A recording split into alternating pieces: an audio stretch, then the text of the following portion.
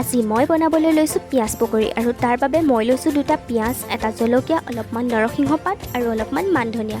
মই ধুনীয়াকৈ পিঁয়াজখিনি সৰুকৈ মিহি মিহিকৈ কুটি ল'লোঁ আৰু সেই পিঁয়াজখিনিত মই এড কৰিছোঁ নিমখ, হালধি, জিৰা আৰু ধনিয়া মছলা। সেইখিনি মই ধুনীয়াকৈ মিক্স কৰি ল'লোঁ। তাৰ পাছতে মই ধনিয়া, জলকীয়া আৰু নৰসিংহ পাতখিনি ধুনীয়াকৈ কুটি ল'লোঁ। তাৰ পাছতে মই এয়া বেচন এড কৰিছোঁ। বেচনখিনি ধুনীয়াকৈ মঠি ল'লোঁ। তাৰ পাছতে কুটি থোৱা জলকীয়া, নৰসিংহ আৰু মান ধনিয়া পাতখিনিও মই ইয়াত দি লৈছোঁ। সেইখিনি ধুনীয়াকৈ মিক্স কৰি ল'লোঁ। এতিয়া মই চাম এইখিনিত আঠা হৈছে নে নাই। এয়া মই এনেকৈ মঠি মাৰি চাইছোঁ, ধুনীয়াকৈ আঠা হৈছে। সেয়ে মই মোৰ পকৰিখিনি এনেকৈ বনাই ল'লোঁ।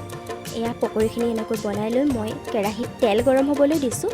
তাৰ পাছতে কেৰাহীত এটা এটাকৈ ধুনীয়াকৈ পকৰিখিনি সিজিবলৈ দিছোঁ। অকণমানো পানী ব্যৱহাৰ নকৰাকৈ মই পকৰিখিনি বনাইছোঁ। এয়া ফাইনেলি মোৰ পকৰি ৰেডি। কেনেকুৱা হ'ল জনাব।